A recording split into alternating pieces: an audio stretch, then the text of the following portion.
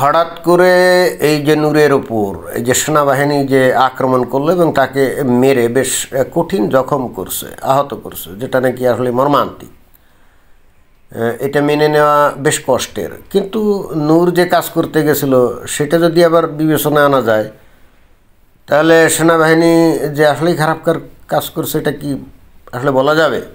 যাই হোক, ঘটনা তো সবাই এখন জানে যে তারা জাতীয় পার্টির অফিস দখল করে ভাঙচুর করে, মানে আক্রমণ করে ভাঙচুর করে দখল করতে গেছিলো, আর জাতীয় পার্টিকে কি নিষিদ্ধ ঘোষণার জন্য আন্দোলন করছিল, তাই না? তো সেনাবাহিনী তাদের উপরে আক্রমণ করছে, তো তাকে বেশ ভালো রকম আহত করছে, এখন হাসপাতালে আছে। এখন এই দোষটা কাকে দিবে? কিন্তু ঘটনার দৃষ্টে দেখা যাচ্ছে যে অন্তর্বর্তীকালীন সরকারের এই যে ডক্টর মোহাম্মদ ইউনূস সাহেব বেশ বিপদে পড়ে গেছে। কারণ এই ইউনূস সাহেবের যে ক্ষমতা, এটাও তো সেনাবাহিনীর সমর্থনের উপরে দাঁড়িয়ে আছে, তাই না?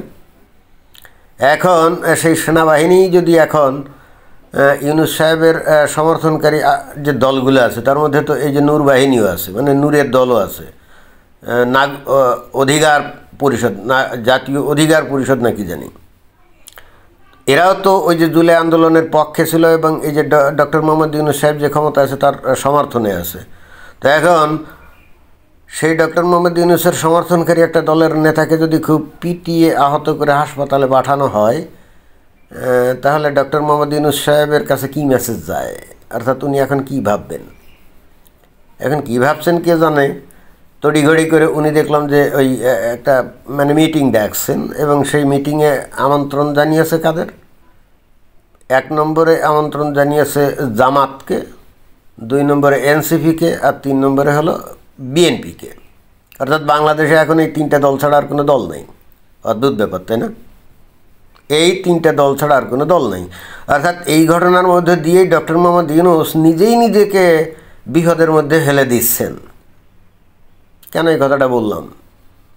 এই 3টে দলকে এখানে ডাকা হয়েছে এবং আমরা জানি এরা ডক্টর মোহাম্মদ ইউনূসের সমর্থনে আছে। এই যে গত 1 বছর ধরে ডক্টর মোহাম্মদ ইউনূস ক্ষমতায় আছে, অন্তর্বর্তীকালীন সরকার। এখন এখানে কী আলাপ আলোচনা হবে আমি ঠিক জানি না, কী আলাপ আলোচনা হবে বা এটা তারা প্রকাশ করবে কি না। এখানে ওই নূরের উপরে আওয়ামী লীগ আক্রমণ করেছে, জাতীয় পার্টি আক্রমণ করেছে, এরকম তো বলা যাচ্ছে নাকি? যাচ্ছে। আওয়ামী লীগ তো মাঠে নেই, আর জাতীয় পার্টি তারাও খুব দুর্বল চিত্তে ওই অফিসে হয়তো বসে টসে থাকে। তাদের এমন সাহস নাই যে তারা এই সরকারের সমর্থিত কোনো দলের উপর ঝাঁপিয়ে পড়বে, যেখানে নাকি তারা সবাই জানে যে এই সরকারের মানে সরকারের সমর্থনকারী সবাইয়ের নিরাপত্তা দেয় কে? এই মিলিটারি, অর্থাৎ সেনাবাহিনী। তাহলে এখানে জাতীয় পার্টিকেও তো দোষারোপ করা যায় না। যদিও প্রথমে কিন্তু জাতীয় পার্টিকে দোষারোপ করার চেষ্টা করা হয়েছিল যে তারা এই নূর বাহিনীর উপর আক্রমণ করেছে। না, পরবর্তীতে আজকের দিনে এই যে ইনফরমেশন টেকনোলজির এটাই মাঝে যা, যে ধুন হুন করে একজনের ঘাড়ে তো দোষ চাপানো যায় না। এবং পরে আরও যেটা জানা গেল যে ওই যে স্বরাষ্ট্র উপদেষ্টা কি জানি জাহাঙ্গীর আলম, তাই না, একটা অডিও ফাঁস হয়েছে। আমি জানি না আসলে সেটা তার অরিজিনাল অডিও কিনা। তো তাতে উনি নির্দেশই দিচ্ছেন পুলিশকে যে নূর বাহিনীকে মেরে একেবারে সাইজ করে দিতে হবে, তারা ওখানে জাতীয় পার্টির অফিস দখল করতে গেছে। তো স্বরাষ্ট্র উপদেষ্টা হিসেবে আপাতত এটা কিন্তু একটা বৈধ কাজ, কারণ কোনো রাজনৈতিক দলের এই ধরনের অধিকার তো নাই যে তারা অন্য একটা রাজনৈতিক দলের অফিস ভাঙচুর করে দখল করবে, তাই না? সেক্ষেত্রে এইগুলো রক্ষা করার দায়িত্ব তো এই স্বরাষ্ট্র উপদেষ্টার উপরেই বর্তায়। সুতরাং যারাই আক্রমণ করতে যাক তাদের উপরে অবশ্যই শক্তি প্রয়োগ করার যে নির্দেশ, এটা তো অবৈধ কোনো নির্দেশ না। কিন্তু বর্তমান বাস্তবতার প্রেক্ষিতে আবার এটা অবৈধ, কারণ গত 1 বছর ধরে এরাই তো আবার যারা নাকি মব করছে, আক্রমণ করছে, ভাঙচুর করছে, দখল করছে, লুটপাট করছে, এরাই তো আবার সেনাবাহিনী দিয়ে, পুলিশ বাহিনী দিয়ে পাহারা দিয়েছে, তাই না? তো যারা নাকি মব করছে 1 বছর ক্রমান্বয়ে নিত্য নৈমিত্তিক এই কাজ করতে করতে তারা তো অভ্যস্ত হয়ে গেছে। তারা তো প্রতিরোধের সম্মুখীন হতে তারা তো অভ্যস্ত না, এটা তো তাদের কাছে অকল্পনীয়। যে কারণে এই অন্যায় কাজটাও তাদের কাছে এখন বৈধ, এবং ঠিক সেই কারণেই এখন এই অন্তর্বর্তীকালীন সরকারের পক্ষে যারা আছে ওই বিএনপি বা এনসিপি এরা সবাই মিলে আবার সরকারের সমালোচনা করছে। তাহলে বোঝাই যাচ্ছে যে এই অন্তর্বর্তীকালীন সরকার হঠাৎ করে কথা নাই বার্তা নেই একটা কঠিন গেড়াকলের মধ্যে পড়ে গেছে, তাই না? কিন্তু প্রশ্ন হচ্ছে সেনাবাহিনী হঠাৎ করে এই নৌবাহিনীর উপরে হামলে পড়লো কেন? সমস্যাটা কি? এটা তো বহুভাবে বহু কায়দায় বলা হয়েছে যে চায়না থেকে ফিরে আসার পরেই সেনাবাহিনী প্রধানের এই রণংদেহী মূর্তি উনি বলছেন যে বাংলাদেশে আর মব সহ্য করা হবে না, অর্থাৎ অন্য কথায় 1 বছর উনি সহ্য করছেন এবং দেশটাকে উনি ডকে উঠিয়ে দিয়েছেন। এখন হঠাৎ করে তার প্রতীতি জন্মেছে নাকি দেশপ্রেম উতলে উঠলো কে জানে। তো তারই ফলাফল হচ্ছে এই নৌবাহিনীর উপর হামলা। এখন ডক্টর মোহাম্মদ ইউনূস সাহেব এই 3টা দলকে উনি ডেকে এখন উনি কী বলবেন? এই সেনাবাহিনীর প্রধান চায়নাতে যে গেছিলেন নিশ্চয়ই সেখানে তাকে কিছু ডিরেকশন দেওয়া হয়েছে যে এইভাবে চললে হবে না, এই অঞ্চলে আমেরিকার কথায় চললে হবে না, এখানে আমরাই মাতব্বর এবং বাংলাদেশে আমরা বিলিয়ন বিলিয়ন ডলার বিনিয়োগ করেছি, আমাদের ওই টাকা ফেরত দরকার আছে, তোমরা যদি আস্তে আস্তে লাঠে ওঠো এবং যদি একেবারে ফেইল্ড স্টেটে পরিণত হয় ব্যাংক্রাফট হয়ে যাও তা তোমরা যেতে পারো, বাট আমাদের যে টাকা পয়সা খরচ করছি তোমাদের দেশে ফেরত দাও। আর যদি সেটা দিতে না পারো তাহলে অবশ্যই এমন ব্যবস্থা করো যাতে আমরা ফেরত পেতে পারি। এবং স্পষ্ট ভাষায় বলে দিয়েছে হয়তো চায়না যে এখানে আমেরিকা এসে ওই যা বলবে আর তোমরা সেই তালে নাচবা, এটা হবে না। আমি জানি না এই সমস্ত কথা বলছে কি না, এগুলো হলো আমাদের অ্যাসাম্পশন। কারণ সেনাবাহিনী হঠাৎ করে এমন কি হলো যে একটা দলের অফিস ভাঙচুর করতে গেছিল যেটা নাকি গত 1 বছর ধরে একটা নর্মে পরিণত হয়েছিল, বরং আরও সেনাবাহিনী তাদেরকে পাহারা দিত, যারা নাকি আক্রমণকারী ছিল তাদেরকে পাহারা দিত না। তো এইবার হঠাৎ করে পাহারা না দিয়ে তাদের উপর হামলে পড়লো। আবার সেনাবাহিনী প্রধান মাত্র 2 দিন আগে চায়না থেকে ফিরলো, তাহলে এর মধ্যে তো যোগসূত্র আছে। এবং একই সঙ্গে উনি ফিরে এসে চায়নার সঙ্গে কি আলাপ হয়েছে, চায়না কি নির্দেশ দিয়েছে, নিশ্চিতভাবেই ডক্টর মোহাম্মদ ইউনূস সাহেবকে উনি জানিয়েছেন যে ঘটনা তো এই। এখন আমরা কি করব?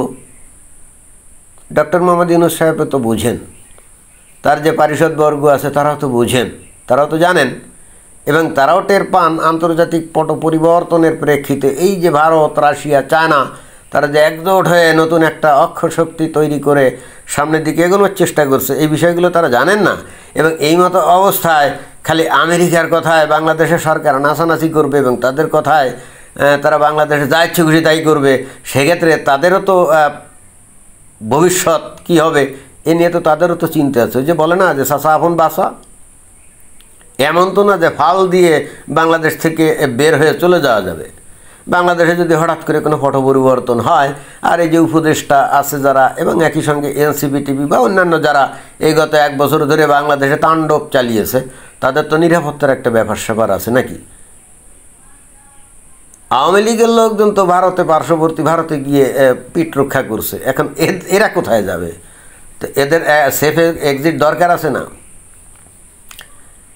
চায়না, রাশিয়া এবং ভারতকে ডিঙ্গিয়ে আমেরিকা যে এখানে কোনো কিছুই করতে পারবে না, এই কমন সেন্সটা তো তাদের মধ্যে আছে।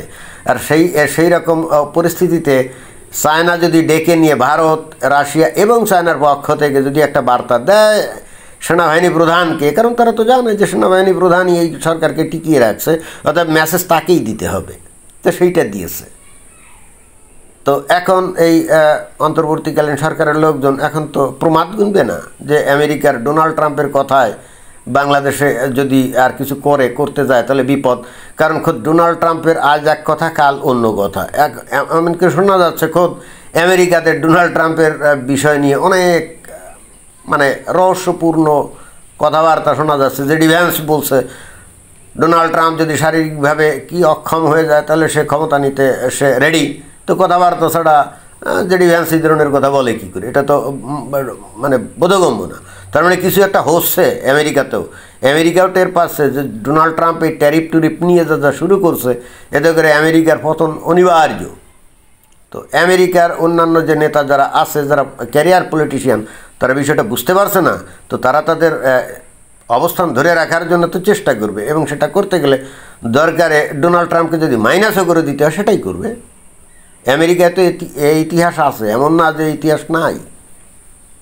তো এই মতো অবস্থায় আমেরিকার মানে সরকার তারা তো তাদের দেশ নিয়ে ব্যস্ত থাকবে, বাংলাদেশের দিকে নজর দেওয়ার তো তাদের টাইম নেই। বাংলাদেশে ডক্টর মোহাম্মদ ইউনূস কী করলো না করলো, তার পরিষদবর্গ কী করলো না করলো, এগুলো নিয়ে মাথা ঘামানোর কি টাইম এখন আমেরিকার ওই ডোনাল্ড ট্রাম্প অথবা তার সরকারের অন্যান্য লোকজনের আছে? না, নাই।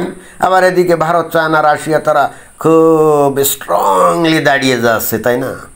তো আপাতত তাহলে এবং এই সমস্ত বিষয়গুলো তো অন্তত আর যাই হোক এই উপদেষ্টা পরিষদে যারা আছে এবং ডক্টর মোহাম্মদ ইউনূস তারা তো জানে, তাই না? তাহলে এই 3 দলকে উনি যে আহ্বান করলেন, এখন ওখানে কি বলবেন যে ঘটনা তো এই পরিস্থিতি তো 180 ডিগ্রি ঘুরে গেছে, আমেরিকা তো এখন আর আমাদের রক্ষা করতে পারবে না, তো এখন কি করতে হবে? ডক্টর মোহাম্মদ ইউনূস কি এইভাবে তাদেরকে ব্রিফ দিবেন নাকি? এনসিপির পোলাপানগুলোরে বলবে যে এখনও সময় আছে, চেপে যাও, যা করছো 1 বছর করছো, এখন চেপে যাও, নইলে পরে পিঠ বাঁচানো যাবে না, এরকম বলবে? জামাতকে বলবে? বিএনপিকে বলবে? আমি জানি না বলবে কি না, বলতেও পারে, ডিরেক্টলি না হলে ইনডিরেক্টলি বলতেও পারে। পরিস্থিতি তো সেই দিকে যাচ্ছে, পরিস্থিতি কিন্তু আস্তে আস্তে সেই দিকে যাচ্ছে। এবং আমি একেবারে 100% গ্যারান্টি দিতে পারি যে ডিভান্স অর্থাৎ ভাইস প্রেসিডেন্ট অফ আমেরিকা যখন বলছে যে ডোনাল্ড ট্রাম্প অসুস্থ হলে, দায়িত্ব পালনে অক্ষম হলে আমি রেডি আছি, আমি গত 200 দিন ধরে আমি এ বিষয়ে অভ্যস্ত হয়ে গেছি, কোনো সমস্যা নেই, তো উনি এই ধরনের কথা বলতে যাবেন কোন দুঃখে? তার মানে আমেরিকার অভ্যন্তরে কিছু হচ্ছে, এবং সেই হেতু বাংলাদেশে যারা এখন ক্ষমতা আছে, যারা নাকি আমেরিকার মদত পুষ্ট, তাই না, যাদের ম্যাটিকুলাস প্ল্যানে এই বাংলাদেশে ক্ষমতার পট পরিবর্তন হয়েছিল, তাদের তো অবশ্যই চিন্তার কিছু আছে। কারণ ওই যে বললাম, পিঠ বাঁচানোর জন্যে ভারতে তো এরা যেতে পারবে না, মায়ানমারে যেতে পারবে না, যাবে কোথায়? আসলে তো জটিল পরিস্থিতি, তাই না? ধন্যবাদ।